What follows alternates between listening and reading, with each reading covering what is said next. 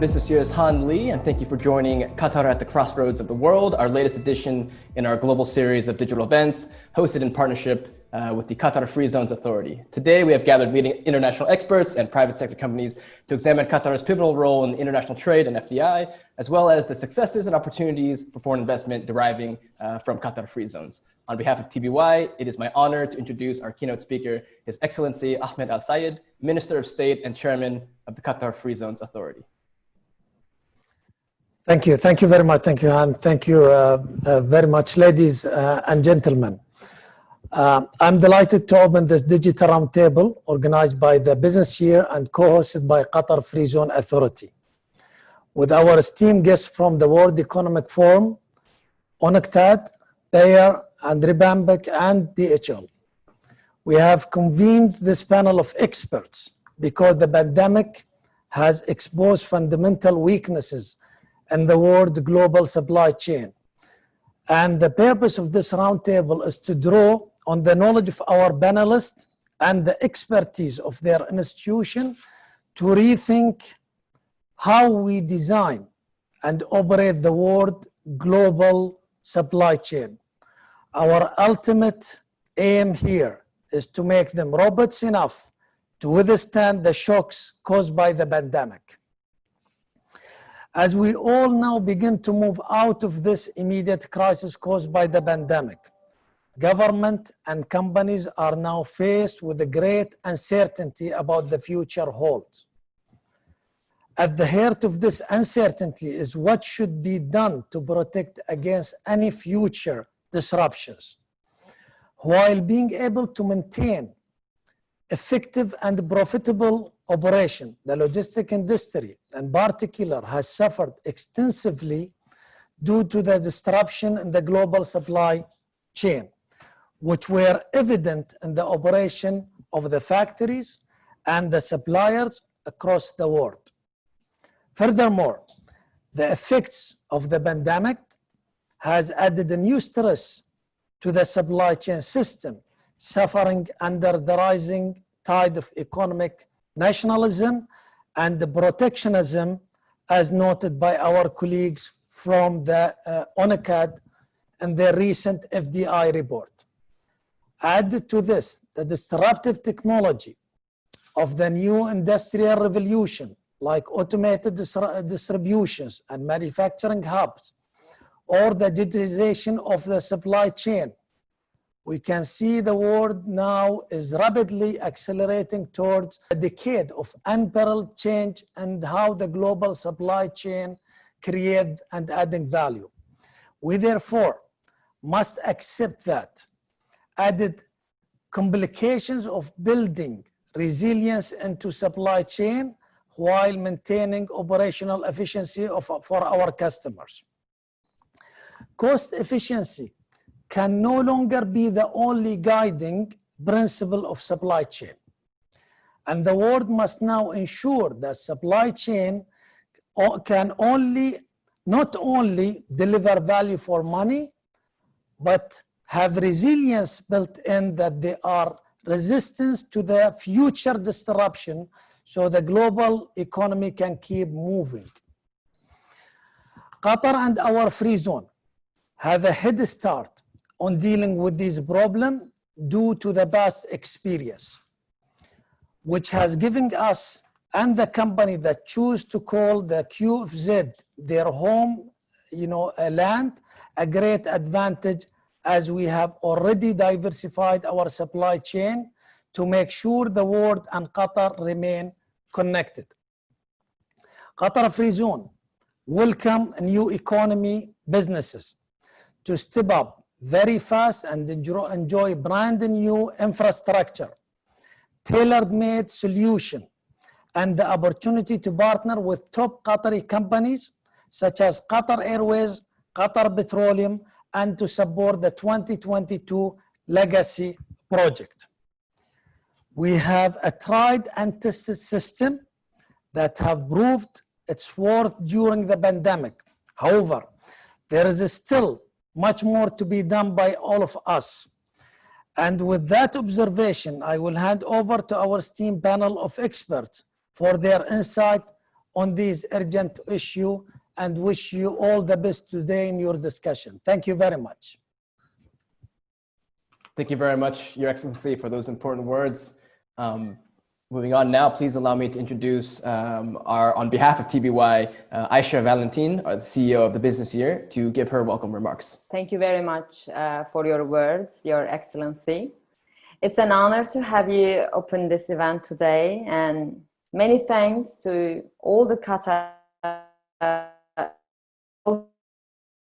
people from Qatar Free Zones Authority who have made this possible. And good afternoon to our guests and to everybody following us online. I'm Aisha Valentin, CEO of the business year, and I would like to welcome all of you to our discussion on the importance of special economic zones for the attraction of FDI and the development of a balanced and diversified economy. Global trade is currently undergoing a difficult period. It is not only due to COVID-19, but rising protectionism. We at the business year, together with our co-hosts from Qatar Free Zones Authority, would like to send a message of openness to the world, since only through cooperation can we maintain economic dynamism and overcome our challenges. And of course, we strongly believe that Qatar, thanks to its strategic geographical location and its economic and commercial flexibility, is set to play a vital role in all of this. And our guests today, from sectors as diverse as food and beverages, pharmaceuticals and logistics, will help us examine the opportunities and challenges present. I would like to now give way to our guests who will better explain the current world scenario and the role of special economic zones in economic diversification and balanced growth. Thank you very much, and welcome to Qatar at the crossroads of the world. Thank you, Aisha. Thank you very much, Aisha. So let's move on to our first presenter. Please let me introduce Dr. Amitendu Palit, Senior Research Fellow and Research Lead at the Institute of South Asian Studies in the National University of Singapore, and a sitting member of the World Economic Forum's Global Future Council on Trade and Investment. As an expert in those fields, Dr. Palit has prepared a special presentation regarding international trade and FDI for these trying times. Dr. Palit, please take the floor. A very good evening, Your Excellency, distinguished panelists, all guests and participants in this very important program, Qatar at the Crossroads. And let me first begin by expressing my very sincere thanks to the Qatar Free Zone Authority, as well as the business year, for inviting me to speak to this distinguished gathering at a point of time when the world is passing through what many is describing as a crisis, the kind of which has probably never been experienced in decades or whatsoever. Let me start by sharing with you some major salient characters of what we are getting to see in the world today in terms of its economic dimensions, political dimensions, as well as the extremely vital role that trade needs to play in this greater context. We are expecting global economic growth to significantly contract in the current financial year. The International Monetary Fund's latest estimates are pointing to nearly -5% rate of growth, a negative rate of growth of GDP for the world as such. This economic recession is witnessed across all major economies of the world, both advanced as well as emerging markets. It's probably only China, which at this point in time is expected to display a little bit of positive growth, but all these projections are eventually subject to the longevity of the COVID-19 pandemic and the impact that it has on economic recovery and the speed of turnaround for various countries of the world. At the same time, along with this sharp decline in economic prospects and the global economic growth, even by the most optimistic scenarios, global trade volume, as projected by the World Trade Organization, is easily going to decline by more than 10% on a year-on-year basis in the current year. The problem that the world faces is that one of uncertainty. There is no handle that the world has till now on how long the pandemic would go on, what will be its trajectory, what would be its next episodes, and in which parts of the world and in what way will the pandemic continue to affect the people and the lives surrounding them, including livelihoods. But while they grapple with the challenge, what has become imminent is the severe impact of the pandemic on global labor markets. The world today encounters the prospects of joblessness and people slipping behind the poverty lines in a way which is quite unprecedented. There are individual impacts for sure that are going to happen on individual economies depending upon the characters of their labor market. But by and large, populous countries of the world and which have large informal sectors and sectors that are particularly dependent on trade and exchanges across the border are going to be hit significantly, leading to severe loss of livelihoods and jobs. Some of these sectors, which are at the front end of the damage inflicted by COVID-19, include civil aviation, tourism, hospitality, hotels, garments, construction, real estate, etc. One of the important points to be noted in the current context is that 11 years ago in 2008, the world had encountered the great financial recession. But at that time, there was a difference in the way the world came around to handle the crisis. There was a convergence among the major powers and political leaderships across the world in coming together to handle the crisis. Today, unfortunately, such a consensus till now appears to be missing.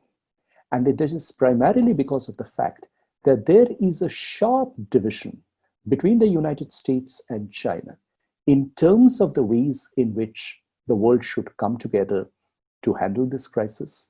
This is primarily a result of the increasingly tense relationship that has developed between them over the last 4 to 5 years. And this, in a sense, is affecting the search for an overarching support for a broad policy direction. And what we are unfortunately getting to see is the pandemic has also been utilized by agencies and interest groups in such a way that it's contributing to political tensions and strategic hostilities around the world, and in a large way, forcing several countries of the world to hedge into making strategic choices.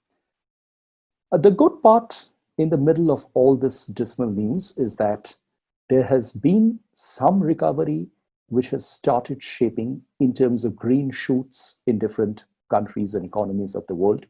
But this also needs to be looked at in accompaniment with the surfacing of protectionism in various parts of the world. As His Excellency alluded to, and Alicia also alluded to, protectionism was a natural response on part of several countries as the COVID-19 pandemic began. This surfaced in terms of a number of export restrictions which countries put out.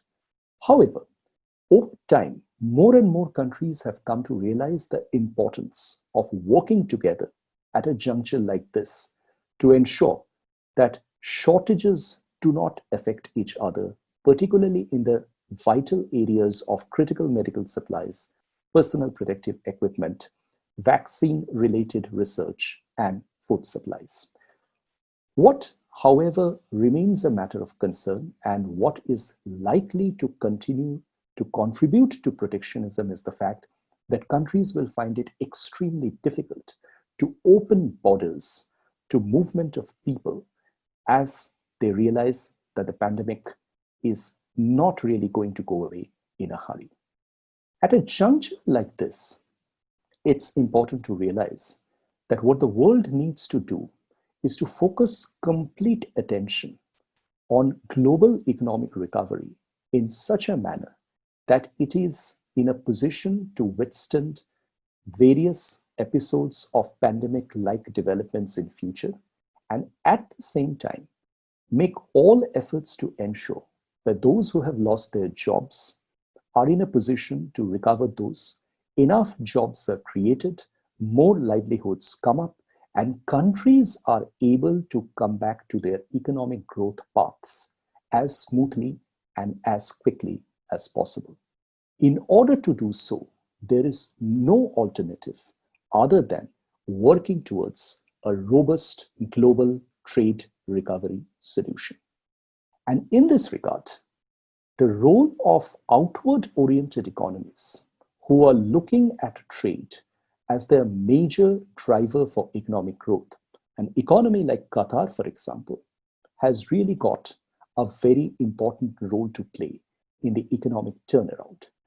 This role is going to become more and more prominent as, along with the protective impulses displayed by various countries of the world, outward-oriented economies begin to display a positive agenda of economic expansion, trade expansion, value creation, and job creation.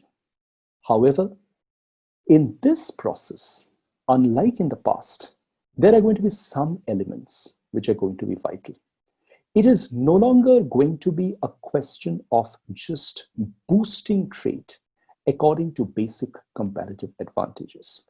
The nature of trade across the world has changed fundamentally over the last 5 to 10 years. It is now a scenario where post-COVID-19, the character of the supply chains, which again, as His Excellency alluded to, is going to reshape fundamentally. Countries now realize the importance of making supply chains shorter and more resilient. And they also realize the importance of changing the fundamental character of these supply chains to acquire a more inherent digital dimension. It is here that it is important to note that digital trade across the world is going to accelerate. The importance of a number of industries in this regard are going to increase selectively. And it is important to note that there are probably some industries which are going to remain at the forefront of the next generation of trade and economic upsurge. These include pharmaceuticals, critical medical supplies, food, cross-border e-commerce, including data transfers and digital payment systems. As new supply chains become shorter and more resilient, they are going to depend squarely, not just on the digital infrastructure that various countries are able to offer to them, but at the same time, as much on trade facilitation and sophisticated and modern trade practices. This is where logistics have an extremely important role to play, because ultimately it is logistics which has the capacity to combine physical endowments with external demand and provide the bridge in between. And this is where specifically vehicles like free trade zones, vehicles like the Qatar Free Trade Zones and multiple special economic zones, which are endowed with modern, sophisticated, cutting-edge digital and physical infrastructure, are oriented in a fashion which is focused on facilitating advancement of supply chains into the global economy, is actually going to become extremely important insofar as turning around world trade, regional trade, and the global economy is concerned. I wish the Qatar Free Trade Zone all success in this regard, and I am confident it will become a model success story for the world to emulate in the years ahead. Thank you so much. Thank you very much, Dr. Khalid, for the expert analysis. And moving on with the topic that you just introduced, please let me introduce our next speaker, Dr. Octavian Kutz, from the Investment Policy Officer of the Division on Investment and Enterprise at the UN Conference on Trade and Development, with the presentation regarding these special economic zones, and particularly the findings of UNCTAD's World Investment Report. Dr. Octavian, if you will, please take the floor. Good afternoon, everybody. Let me start with greetings from Geneva. And especially I would like to thank on behalf of UNCTAD, the Qatar Free Zone Authority, and personally His Excellency Hamad Al Sayed, as well as the organizers, the business year, for inviting UNCTAD to be part of this roundtable. And we were asked to share some of our research and our findings and trends relating to special economic zones. Those findings were covered in our, not this year, but last year, World Investment Report. It's our main product that we provide the international investment community and policymakers with reliable data. So I have a short presentation, very short, because my time is also limited, where I would like to share some information on special economic zones, and at the end provide some recent perspective, taking account the situation of the pandemic that we are facing right now. Let me just start with, I hope it works. Yeah, I hope you can see my screen. So let me start with some basic information on the zones.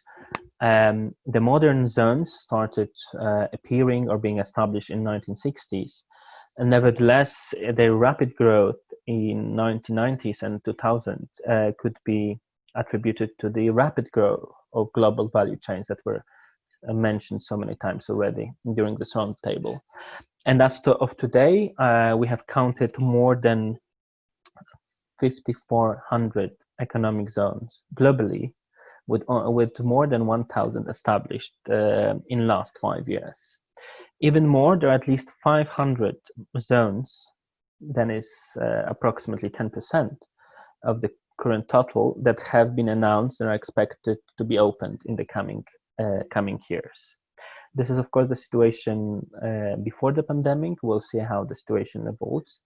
But this trend, this historical trend, clearly shows that that special economic zones remain top of mind for industrial investment policymakers, and it's one of the tools that policymakers and governments refer very often to boost their investment attractiveness and to diverse their productions. This is mainly because they are very easy instrument to implement business reforms.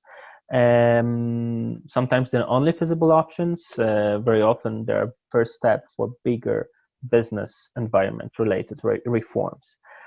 Secondly, one should mention also their perceived low cost of establishment in comparison to providing high quality infrastructure within the entire economy.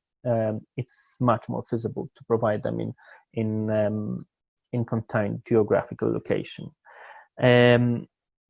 But this being said, I would like to stress that not all the special economic zones are a huge success. We know that there are many that are at the front of investment attractiveness. Nevertheless, we also see that some of them are vacant or underutilized.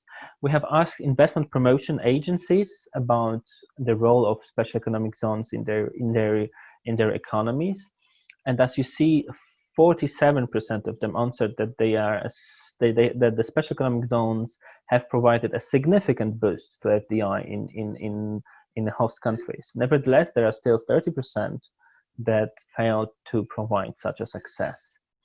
And this having in mind, in our last report in World Investment Report 2019, we tried to provide policymakers and the bigger investment policy community with some roadmap or some checklist to look when designing, establishing, but also administrating special economic zones, with much more holistic approach.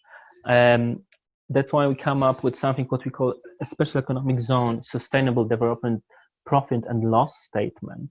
When we look on different cost-benefit areas that special economic zone can provide and should provide recently, but they are much broader than the traditional ones. So as of today, special economic zones are not only aimed at attracting foreign direct investment, creating jobs, and providing export growth.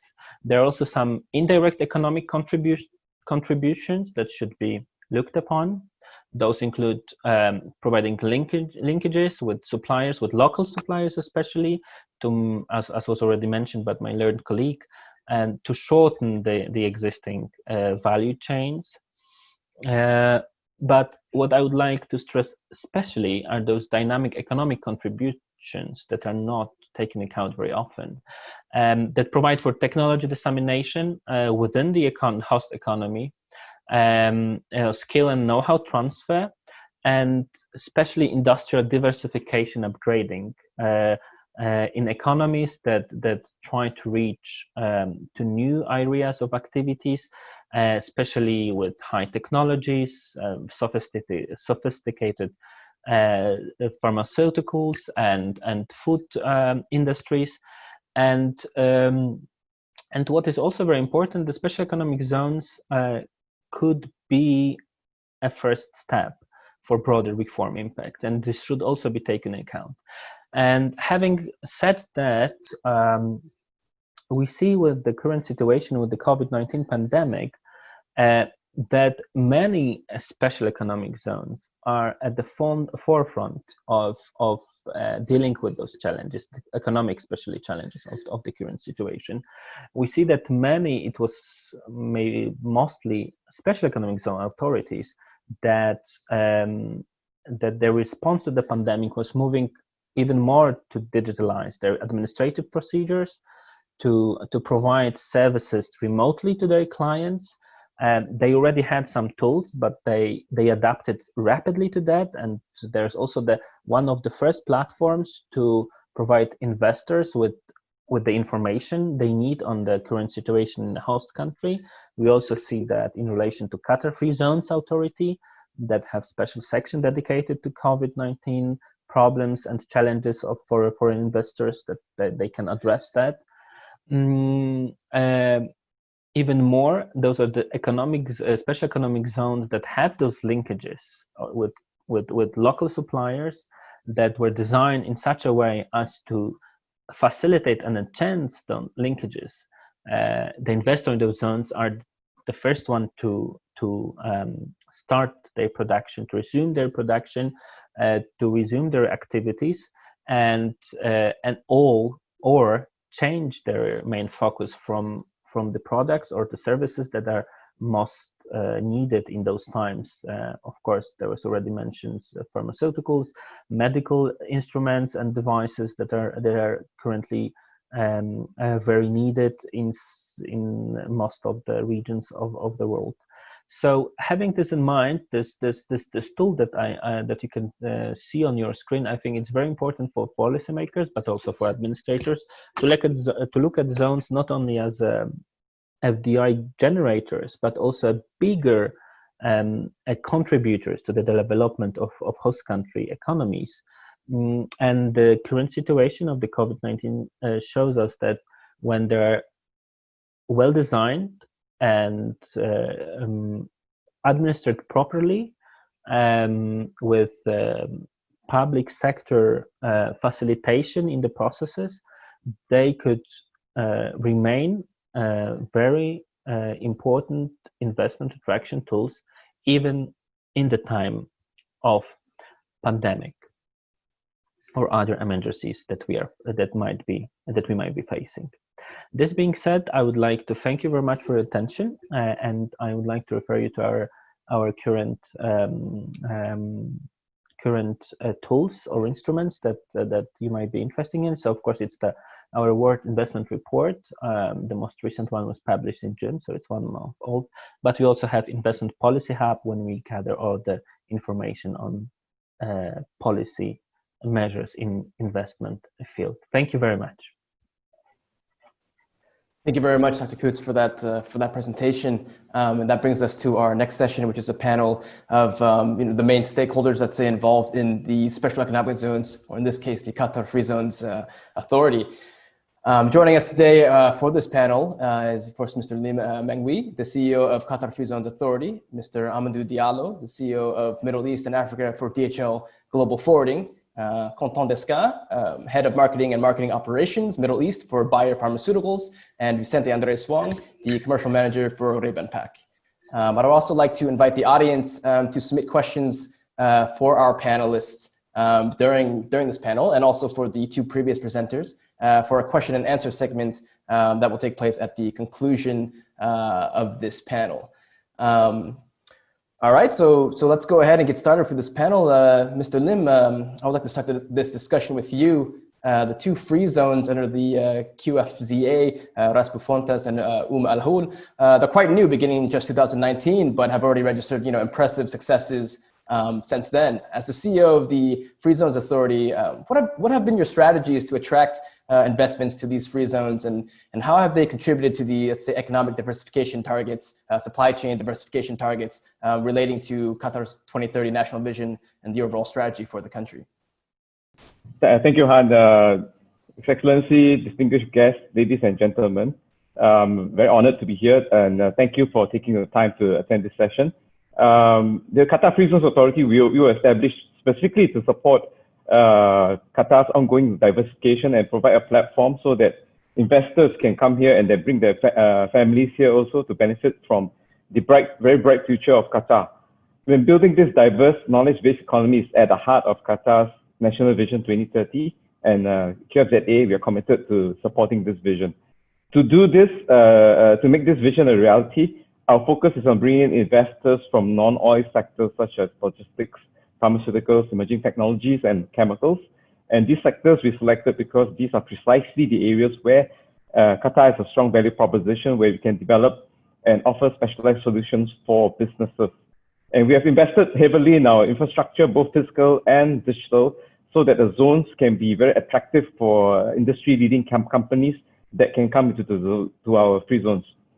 In addition, we have also focused a lot, not just on infrastructure, but creating partnerships with world-class companies that can help to accelerate this diversification, as well as provide a strong ecosystem so that other investors can come in and we together create effective solutions for Qatar as well as the rest of the world. And you mentioned also with COVID-19, this is something that was unexpected that hit all of us. And many of the analysts expect global FDI to drop by about 40% over the next 12 months. And we expect in many places, projects would maybe reduce or the scope in terms of scope or size, or even cancelled. And there may be limited growth in 2021, and growth may take a while. In line with this, we also expect certain key trends to emerge. For example, we see that there will be a shift in business and investment models. COVID-19 will lead to more disruption and shifts in existing business models, increasing reliance on technology and innovation. We are continuing to study these developments, and as a young organization, we hope their ability to adapt and act fast will stand us in good stead to develop new policies and strategies. Secondly, in terms of there will be a growth of emerging technologies and advanced industries. Post-COVID-19, these sectors are expected to grow even more than what they're currently growing now. And fortunately, we have already identified these as strategic areas for QFZA, and we will continue to identify and work with innovative companies in these areas, whether you're talking about Internet of Things, electric vehicles, autonomous vehicles, data centers, and so on.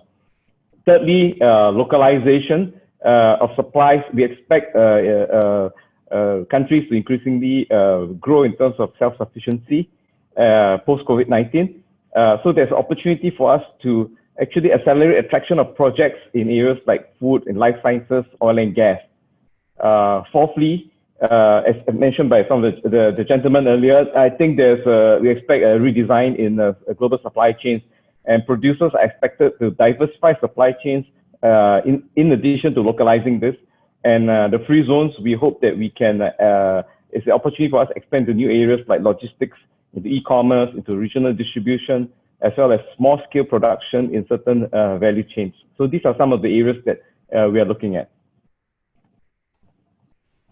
Great, thank you very much, Mr. Lim, for that answer. That definitely sets the stage of everything that we're going to be talking about today. To continue the conversation, I want to direct this next question to Mr. Diallo, who's of course part of DHL, a major logistics player in the world, and someone that has actually already invested quite heavily in the Qatar Free Zone. I believe 120 million Qatari riyals quite recently, set out for that investment. Mr. Diallo, I wanted to direct this. What were the key factors behind DHL's decision to increase its presence in Qatar through this investment in the free zone? And how do you foresee this, let's say, complementing your existing presence in the country? Well, first of all, thanks a lot, and thanks, Ahmad, and for hosting this discussion round. So DHL, we operate in all countries and territory of the world. So we operate in more than 220 countries, and we have roughly around 550,000 employees. And as a group, we have been existing since 1490. So, and since 1490, there have been a lot of pandemics that have happened, or crises that have happened, and yet we are still, as an organization, still surviving, and we intend to stay for a longer period.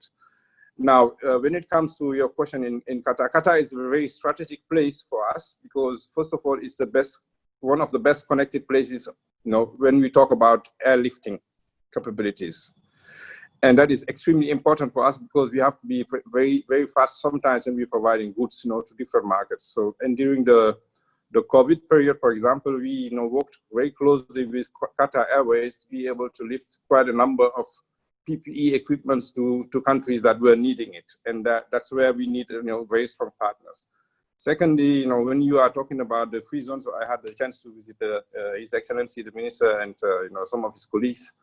So when you visit the platform, the free zone as it is set up, it has all the infrastructures actually to allow you to move between potential manufacturers and people who are needing to lift their shipments without going to the city, which is quite helpful in terms of reducing carbon emission and being very efficient in a logistics organization. And that is something that is being provided. And I've seen the capabilities there, and they are pretty impressive.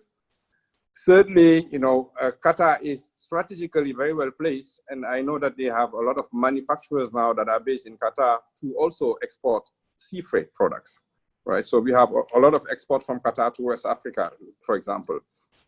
So, and for us, it is very important that we are close logistically to all of these markets, but also not far away from Asia, because there are always opportunity for people to replace their manufacturing platform to other areas than just in China, which is happening right now.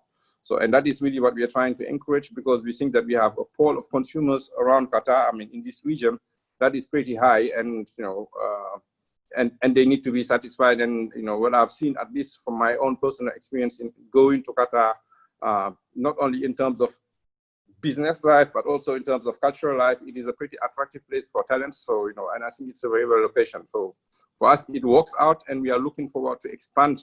So we have our express division that is there, and we're working right now together with the Qatar Free Zone to expand that capability to also all of our other logistics arms. Yeah. Great, thank you very much, Mr. Diallo, for that insightful answer. To continue the conversation, into pharmaceuticals, I wanted to direct this next question to Mr. Dekan. As we heard from pretty much all the speakers so far, pharmaceuticals is one of the let's say strategic sectors for logistics for the state of Qatar itself. That being said, of course, Bayer is one of the major pharmaceutical companies in the world. What is your, from your perspective, your insight into the kind of, let's say, incentives or logistical infrastructure that you look for when trying to expand your presence into a new country? And how does the Qatar Free Zones play into that? First and foremost, thank you very much, Your Excellency and distinguished panelists, speakers, and the great audience for inviting me and for hosting this very important debate. So on behalf of Bayer, and to answer your question, pharmaceuticals, to start with, have not been impacted as much as many other probably industries in this pandemic. Most of the routes and the trades were slowed down at some point, but we were able to ship most of our product. Without problem, production was not disrupted either.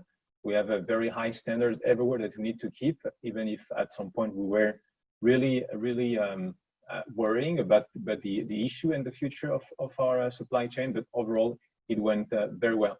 So let me start answering the question with a quote that I love, which is the best time to plant a tree is 20 years ago. The second best time is now. And probably the third best time is right after the storm. Why am I saying that? It's the parameters could be divided into 4 buckets. The first is the environment, so macro environment for the choice to establish distribution or production hub. It's political economic, so stability, predictability do play a role. But the most important, and that was actually pronounced multiple times, is the resilience of a country to adapt to a crisis. And I think this is something that actually describes Qatar very well. Resilience is the point of getting back on track despite of the external factors. The second factor for us, we live in a very long life cycle of 20 years for a drug, from its discovery of the let's say the active ingredient to the end of the LOE, so the loss of exclusivity of the drug. So the legal infrastructure, the intentional IP, so the internal patent protection, is extremely important, as much as the registration, which also covers from a regulatory standpoint the life of the drug. Then when it moves into production, also in this environment, the GMP, so all the regulation, good manufacturing practices, and the ability for a company to inspect in a country the facilities is extremely important, also provided by Qatar. So I think this is a very high standard over there. And of course, then it's a decision. And when we look at an economic zone about the ownership versus joint venture versus potential tech transfer, which is also something that gives a lot of flexibility. That's the first point. The second point is from a business standpoint, and I think Dr. Cook was mentioning that top line, bottom line, so the sales and the profit out of that. Of course, the first thing you think about a free zone is about making better profits. I think this is only one ingredient. I would say the necessary condition probably, but not sufficient long term. And I will come to that in the third point. But the critical mass of the geography that you are serving are extremely important. So for drugs, is that distribution a single geography or multiple countries that you serve out of a hub? And then the second point with that goes with the shipping costs and the trade routes that are available from this particular country. Usually for drugs, if you don't look at domestic manufacturing, but you look at offshore manufacturing, most of our sites in the world are providing to multiple countries way beyond the region. So it's really the choice about looking at this particular market. Last but not least, it was also pronounced and described earlier, the manpower cost has to be balanced now. If we look at, let's say, basic skills for production or distribution, this is being replaced by automation. So now the goal is not to go for the highest efficiency in terms of cost, and I think it's highness related to that. It's more about automation and the ecosystem that will serve the implementation, the maintenance, and sustainability of those machineries in the markets, as well as the qualified manpower that requires to be on site, either in expertise for regulatory, for medical, or for very specific production capabilities that requires to be on site in the country.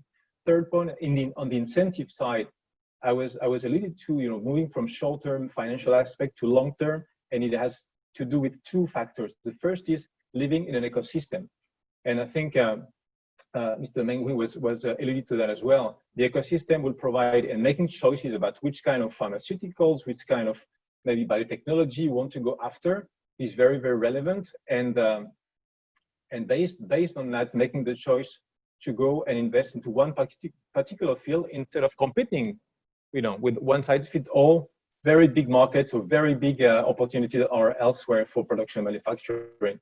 And the last point of this third bucket is really about making also the difference between the just-in-time, this cost efficiency that all companies have been looking for probably since the beginning of the 20th century, since the Taylorism was invented. Cost efficiency is no longer the battle here. The just-in-time has converted into just-in-time and just-in-case. And I think the pandemic is a great demonstration that we also need to serve locally the markets when there is a strong crisis, and this is not the only one we'll face. Last point on the competitiveness of an ecosystem, choices that have to be made, usually going back to the seed that you can plant now. I could go into example that I have in mind, like Costa Rica made a choice many years ago to go for, a strong investment in manpower to attract the manufacturing of pharmaceuticals from the US primarily, which is 1/3 of the market of the world. And by doing that, they invested also into medical devices. And now this is a referring country in the world for this production with local talent. Very important. Another example could be what a company has done in Belgium, very small market in Europe, called Omega Pharma, going for the tail of the product for the big companies, acquiring small products that were out of patent, start distributing, then producing, and then distributing, and actually became a huge company that was acquired in 2014. So I'm giving those examples, 4 buckets: macroeconomic environment, then business context, the skills in the market, the incentive in the market, as well as looking at competition and having the right positioning. Great, thank you very much, Mr. Descartes, for that answer regarding the pharmaceutical industry. I want to bring in some opinions from the food sector as well, Mr. Wang. Of course, as you heard the other panelists say, along these forefront industries with pharma, food security, food and beverage is another important one, and you're representing one of the leading exporters all the way from Ecuador for bananas. So when you look at expanding your trade or expanding your international exports, particularly to what's across the world from Ecuador, what are the kind of incentives, logistical infrastructure that that you're keeping an eye out for, and how does Qatar and the Qatar Free Zones play into that, particularly for Qatar as a market itself and as a gateway to this region? Well, thank you, Han, and thank you. First of all, thank you, Your Excellency and TVY for the invitation for this important panel. In terms of what we're looking for in South America, and let's say in Ecuador for the fruit and food exports. First of all, in what we consider in Qatar, in terms of the import tariff, actually Qatar have very good preferences, have zero import tax for fresh produce, and we see a lot of potential there. Another thing that we see a lot of potential in Qatar still to develop for our products is the high GDP per capita that have a lot of power of acquisition for our especially value-added products that we for example produce and export for developed economies such as the European Union or the US. Still, I can say that as Ecuador, in terms of banana, right now, I wanna point out banana specifically. We have a lot of room to grow to these markets, specifically because our product can handle longer voyages as with respect to other producing countries. And I think there is still more room for us to play a bigger role in the Middle East with respect to the Philippine production. Moreover, I think that the biggest opportunity here for Qatar is to create commercial logistics services and a financial hub, for the region. I think that the region have a big potential, have over 140 million people, in the zone, and still, in terms of fresh produce and in terms of bananas, there is a big potential to grow the consumption per capita of these products. And that right now, the trend of eating healthy and eating fruits and vegetables, is trending and is peaking in every single economy worldwide. So I think there is a lot of potential there.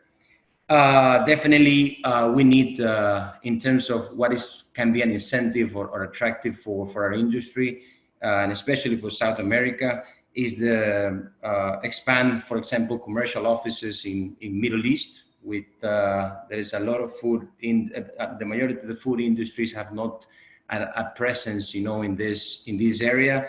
And then is the financial side. Definitely, right now, South American countries, especially, I can talk about Ecuador.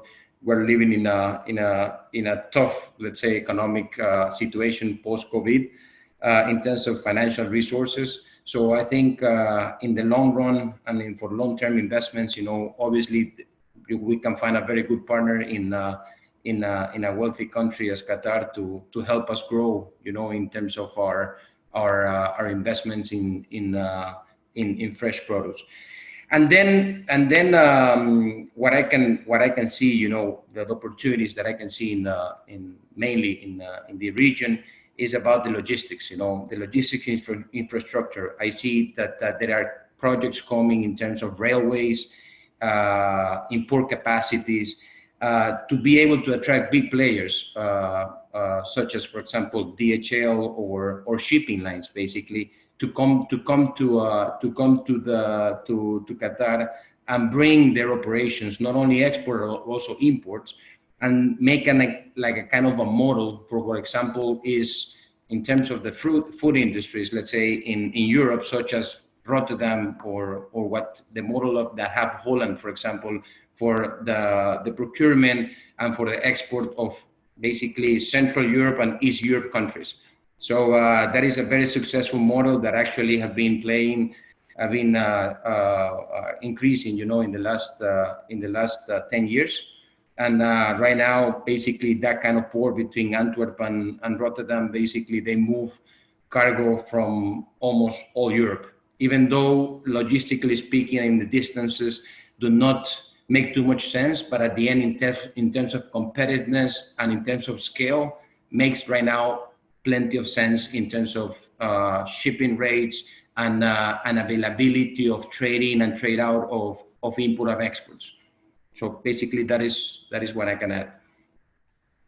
Great, thank you very much, Vicente. I want to bring it back to Mr. Lim here. A lot of the panelists have brought up, you know, kind of the impact of COVID-19 and how this has either started new trends or accelerated existing trends to make them much more important in the current day, let's say.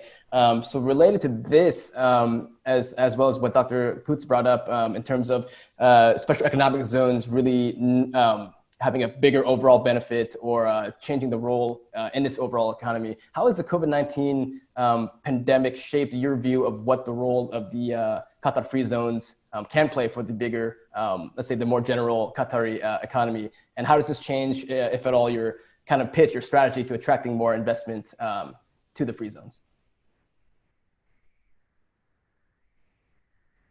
As I briefed earlier, I think once COVID-19 hit the shores, we quickly looked around because we have studied that similar situation, for example, during SARS, and I was based in Singapore then, and I think some of the ideas and measures we undertook to first protect our employees as well as to create business continuity for investors coming in. So this was the first thing that we looked at. So looking at technologies, looking at strategies to ensure business continuity for investors as they came in. And also we looked at areas within our current process. We are a very young organization. We are about 2 years and a bit, but we continue to grow and improve. So we quickly look at our process to see which areas we can simplify to make things easier for the investors. For example, if they need to submit certain documents or materials and all that, to make it easier for them and to give more flexibility for them in terms of meeting the obligations. Because at a time like this, where during COVID-19, I think many investors will take a halt. They may delay. It will take longer to make decisions. So I think this is where I think we need to be very creative and empathetic about the situation they are facing. Currently, Qatar, as in many places, I think we have some travel restrictions and all that. I think this will be lifted very, very soon in the next 1 to 2 months. And we are also making the preparations to receive the investors, to see what we can do to make it easier for them to be onboarded, for the people to come in, for their business to start operating. So I think these are all the things that measures that we're looking at right now. Yes, and that leads to Mr. Diallo. Back to you, back with DHL's.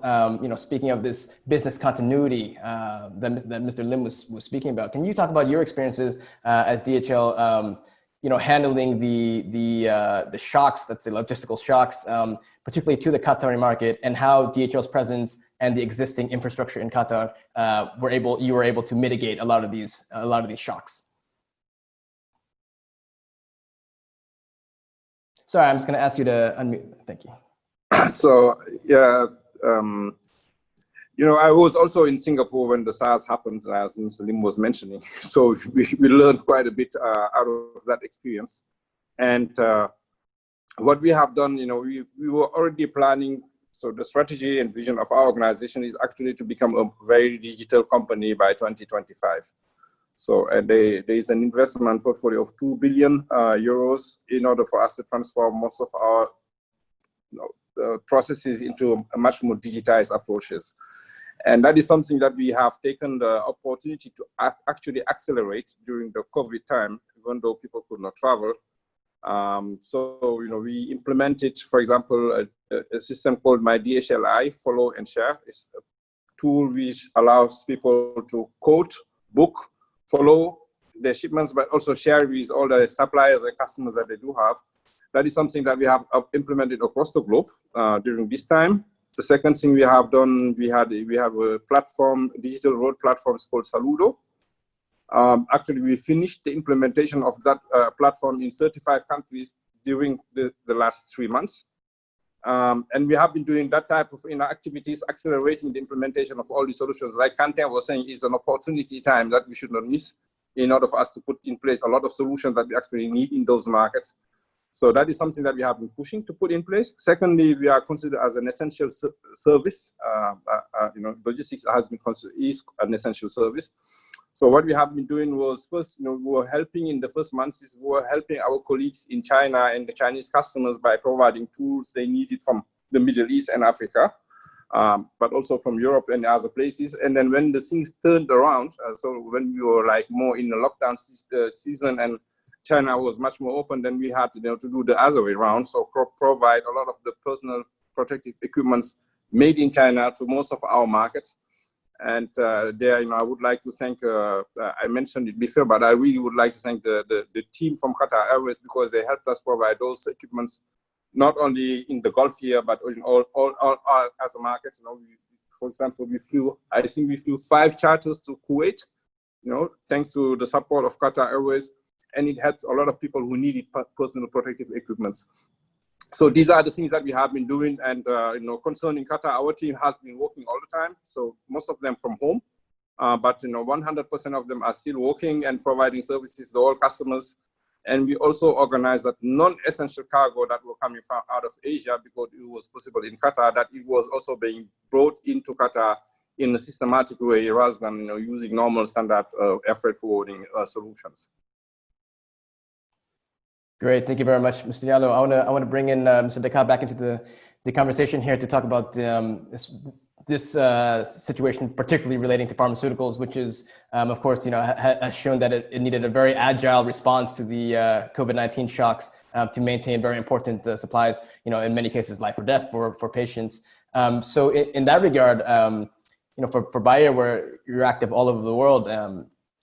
What are the kind of, let's say, in the local market, the kind of incentives or infrastructure, logistical infrastructure key points that you really look to make sure that when something like this happens, you have the ability, to have that agile response that is very necessary?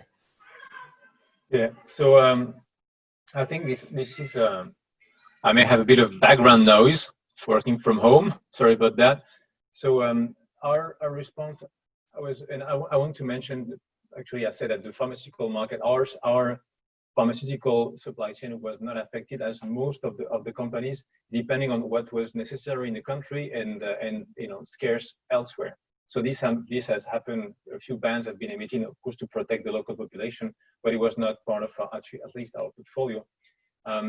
So first of all, our level of digitalization inside the company is extremely advanced. From a supply chain as well as from a production standpoint. The commercial part was probably the least advanced, but this has been developed very naturally because we wanted to keep in touch with our customers. So this was an internally just business as usual for a very simple reason. We already have huge networks of global people working together. So the whole value chain has been extremely resilient from the very beginning. It accelerated some of the projects. And again, we actually have not suffered from the crisis. It has accelerated our digital transformation. That's the internal view. And if you look at the agile way of working, I think we still need to improve ourselves, of course, with our partners in the market. What could be done better is actually to also leverage every single step of registration, of importation, that could be digitalized. And sometimes these are, big steps that are not occurring very often. So they're still manual. We still have people behind that. That's the way, if you plan with a risk management plan, and if you plan for those eventualities, then from the beginning with your systems, when you design your system, that would be probably very, very helpful for us. Now, the biggest work for drugs are registrations. The limitation came already 20 years ago when computers were big enough or powerful enough to leverage information, because the stack of paper you need for registration is basically way too big to exchange, by post. Even DHL, I mean, they would have to put an entire plane full of paper, or even a few planes. So this has happened already because we're forced to it. Necessity is a matter of innovation. So we're pretty lucky in this regard. And if there is one particular aspect that we haven't really looked into today, because this is not our field of expertise, at least at Bayer for the time being, but that will change the way of looking at distribution and production, it's 3D printing. So for many of you, you're already aware about 3D printing of many objects, of course, made of plastic, even buildings, but the 3D printing of organs is already happening. That's for R&D, fine. But the 3D printing of drugs started already 5 years ago. It's a very small niche, but this will completely change over the course of the next 15, 30 years, maybe before, maybe later. It will change the way also of how drugs are being produced and distributed at the country level. Imagine you can have, a big facility here with the 3D printing for your drugs, then no need for routes, or depending on the cost of these drugs, then you can also think about diversifying your distribution throughout the world. So this is a trend. I think there are very few actors playing in this field today, and I think that's also probably an invitation to look into very specific trends of ecosystem that could be designed today and help the future of our industry. Great, thank you for that answer, Mr. Decca. I want to bring Mr. Wong back into this to get the perspective from the food industry.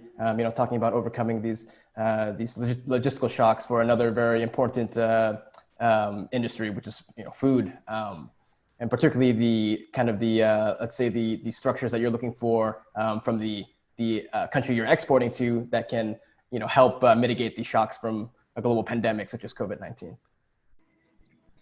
Thank you. Yeah, in the food industries, actually in Ecuador and South America, we suffered a lot of issues during the pandemic. The first issue that we faced was basically the closing of different markets. There are many ports that we use as transit ports to many countries, to many markets. So obviously we had a big impact in demand, but basically there's some industry that spoke about diversification. Diversification was basically the key to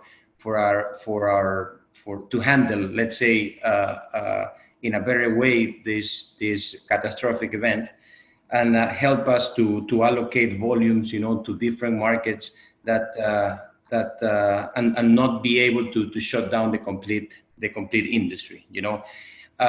With respect to biosecurity investments, we worked together with our people, and to give the confidence of them to keep working safely, in the plantations, in the fields, and also in the whole logistic chain, in order to secure, their health, and also secure the product that we have been shipping, worldwide.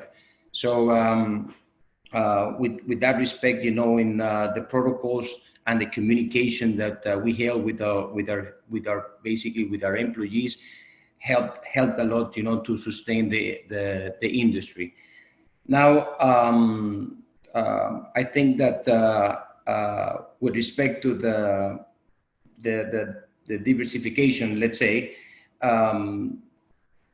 we need to find ways of how to keep this path of developing new markets and be able that the markets can support us with this biosecurity, let's say, investments that we need to make. So we can keep the standards of products that we're used to, and also that basically the consumer can have the security of the products that they're buying.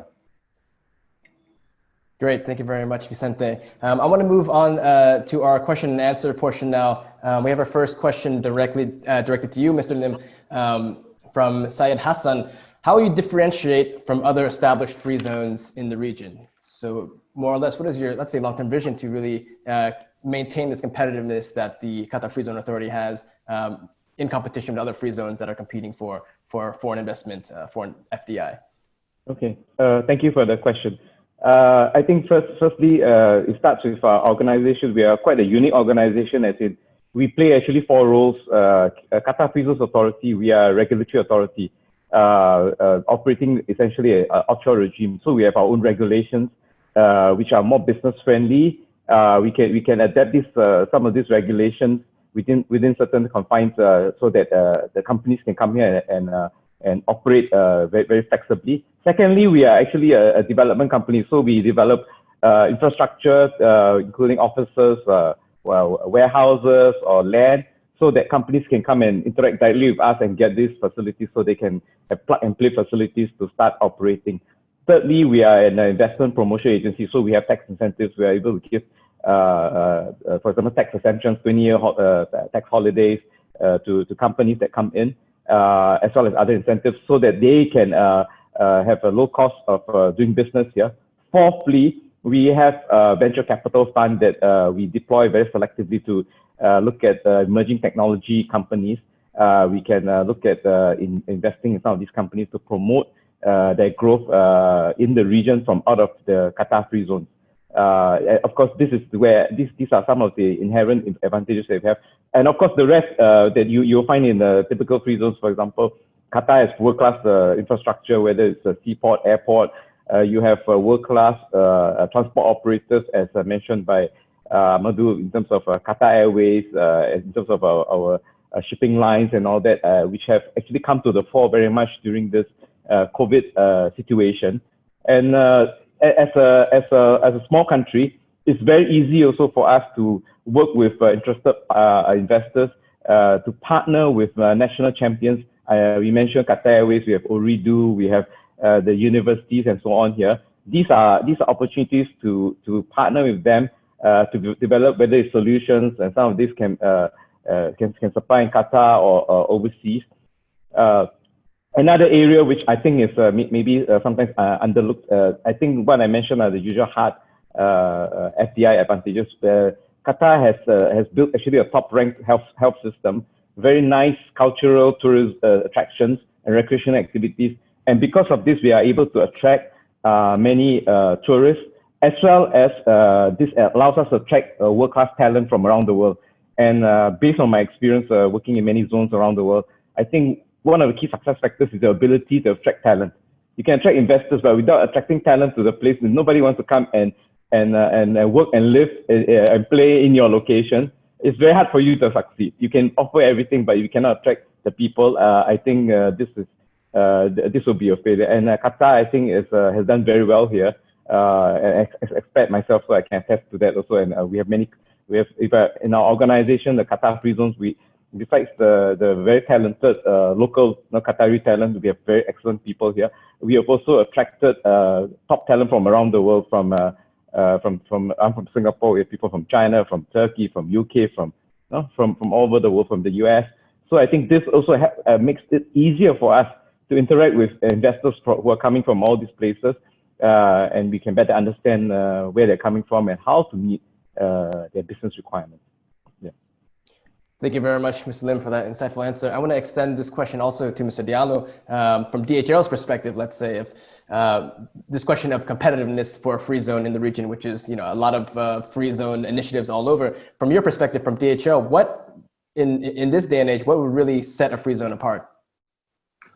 Well, so I have had opportunity to work a lot in Asia. I was based in Germany before moving here to the Middle East.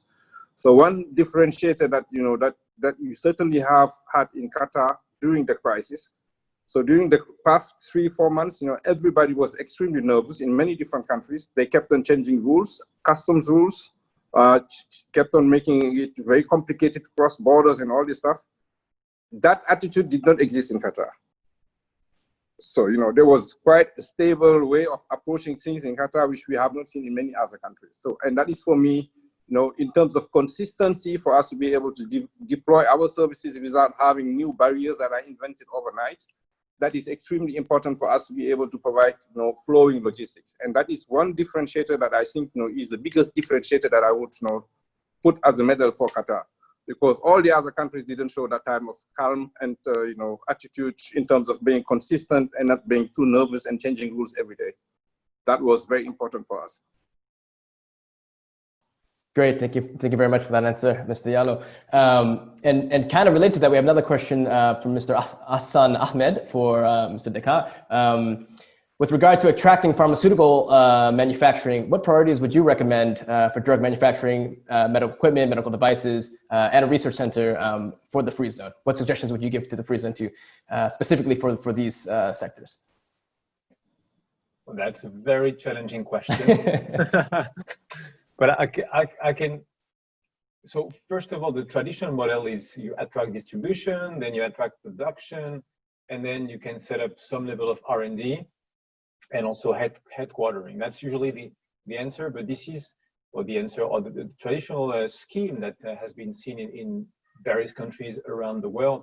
But the opposite scheme is what you see in different places that are usually towns or provinces, not even countries, being big countries or smaller countries in terms of size of economy and of population, is about a hub of innovation that has, again, a positioning that is quite clear. So Qatar benefits from, one of the top healthcare system in the world. It's in the top 20, and the top 20 is very, very busy. So that's, that's something that is exceptionally good for an environment and ecosystem. But this is not pharmaceutical, so this is not medical device. This is the healthcare provider, let's say. So this is a very good asset. Another asset that Qatar possesses is also a very high level of education with a mix of local and also international schools. I'm thinking about the US ones, being Cornell, being also Carnegie Mellon, with medical schools, with biotech schools. So you have here the good ingredients. So my answer will be a bit general, but probably choose the fields of expertise that you have today. And Mr. Mengwi was alluding to that. Yes, there is a very nice level of talent and a very strong attraction for Qatar. It's a long-term strategy, a country with a vision, so very, very easy to attract people. So you have two ingredients: the healthcare system as a provider. You have great university, great education system. Then choose the fields where you want to compete in the world and try to choose, maybe 1, 2, or 3, and use the QFZ as an innovation hub. I'll give you an example that is not in the pharmaceutical industry, but that is in the nanotechnology industry. From the country where I come from, which is France, in Grenoble. Maybe you've never heard of this city. It's close to Lyon. Maybe this one, it's close to Geneva. Many years ago, they had the ingredients, right? They had the engineers, they had the education system, and they had a passion for nanotechnology. Grenoble today is a very small town, like almost irrelevant to people who don't know France, except for skiing maybe, has become one of the most leading hub in the world for nanotechnology. Of course, the bet was done again 20 years ago, but then they realized that they had this power and they went into it. So in this regard, I don't know enough the ecosystem of Qatar to give what field could be of interest, but I think this is probably where to start to go into a direction that is not the common one, but truly make a bet into the field of positioning yourself into this innovation hub. Great, thank you very much for that answer. Let's move on to another question for Mr. Lim. We're having a few questions here kind of related to the same topic, mostly about small and medium sized companies. What can the Qatar Free Zones Authority and the free zones that you have there do to kind of more specifically target these companies or benefit these companies in Qatar for small and medium sized companies? Okay, for the Qatar Free Zones, I mentioned earlier we have a focus on three main sectors: logistics, chemicals, emerging technologies. But essentially, we are open to all sectors which can contribute towards the Qatar economy. So we're not closing off. And on the side topic, I saw some questions about trading companies. Trading companies are essentially welcome also to the Qatar Free Zones Authority, because we are looking to build an ecosystem. You cannot just pick one part of the value chain and not the other. And the same thing goes for size of companies. You cannot just say you're picking the big companies and then ignoring the medium and smaller size companies, because this is part of the ecosystem they need to build up, because you stack the layers up. There are sub-suppliers to the mid-tier to the big tiers. To the so-called the companies who are coming in, if you're a big company, you take a piece of land to build your factory, we can serve you. If you want to take a small warehouse unit, you don't want to build, we can serve you. We can serve you also, deliver these solutions to you. And even office solutions, we have a very big, you can take the whole floor, you can take one small, you can even, we have a smart desk solution for SMEs who may not need to be looking to incur huge costs. They can come in and take a smart desk, try out the business here. You think it's good, you can expand. And all the incentives I mentioned, whether it's tax free, whether it's all the others, all are essentially open to you. So we don't discriminate in terms of the companies. Yeah. Great, thank you very much, Mr. Lim. We have another question for Dr. Koontz as well, if you're still here, Doctor. Yes, I'm here. Yes. Okay. The question is, you mentioned the role of free zones for shortening existing value chains. Can you give some more specific examples of where this has shown a lot of success, or a prominent example of this shortening of value chains? So I don't have a specific company related example, but what we can see that, for example, many countries, I mentioned about the linkages with local suppliers, that this is exactly the shortening of value chains. I mean, many regions of the country, when we have the problem with logistics, the problem with closed borders, with transportation, especially in the first weeks of the pandemics, those local linkages, the creation and facilitation of local linkages between investors in the zones and in the host economy help to start the productions in many zones, especially also to transfer their production lines into more pandemic related instruments and devices. So this was something, and we also, for example, in Europe, you can see in many countries there are special incentives for creating those linkages and providing local suppliers with financial support to change their production lines in order to meet this demand, because the local big pharmaceutical companies were not able to receive what they needed, and in order to help them, and special economic zones were also involved in creating those linkages. Great, thank you very much for that answer. Well, let's move on to a question now for Mr. Wang. Question here is, how do you assess the potential for Qatar to really become the crossroads between East and West, particularly for the food and beverage sector? What kind of resemblances do you see between Qatar and the role that Ecuador plays in South America, kind of as a gateway for that continent? Well, I think that, as I said before, my assessment of Qatar playing a big leader in the region, specifically for primary goods such as fruit and vegetables. I think that they have a lot of potential in terms of logistics and a financial hub. I think that at the same time, our region, in South America, what we're needed of is definitely financial resources. It is maybe like a good plan to put established, such as like kind of a Marshall Plan, from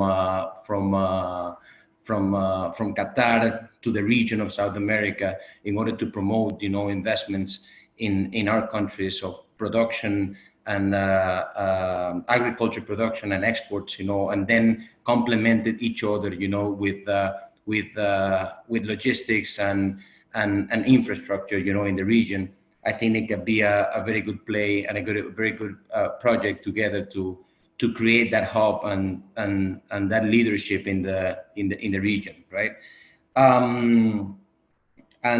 Because at the end, the investment approach in infrastructure and creating a perfect, let's say, business environment for private company actually will play sooner or later than to create the competitive and the confidence to the different industries, and especially for the food and agriculture industry, which is actually is driven by competitiveness. It is since we're talking about primary products, we do not have too much value added and too much let's say margins to operate. So we need to focus very, very much in terms of competitiveness and to be able to get into the markets with attractive costs and be able to obviously be competitive with respect to the competition countries. So basically that is my idea with respect to our industry. Great, thank you very much, Vicente. Let's move on. We're nearing the end of our timer, so I'll ask the final question to Dr. Lim.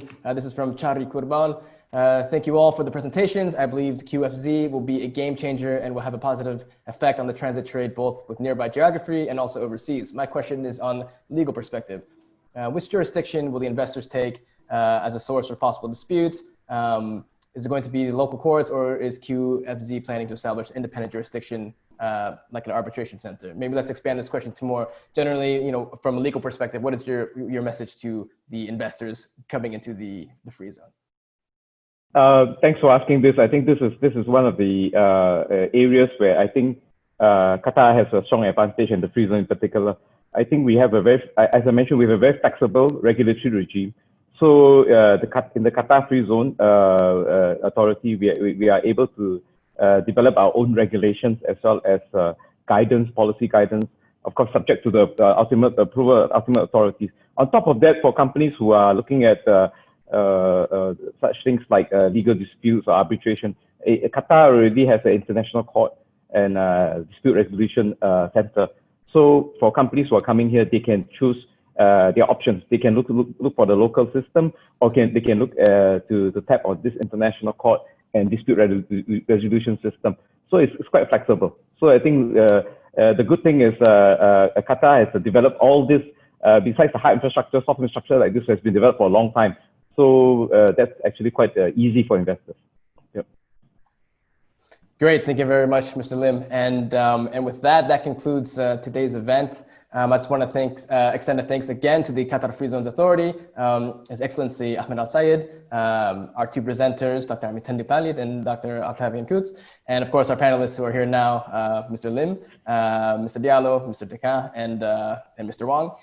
And of course to everyone who's been joining us watching from around the world. If you have any unanswered questions or are seeking additional information regarding Qatar Free Zones, please go ahead and send an email to investors@qfz.gov.qa, I guess this side, the email to over my shoulder.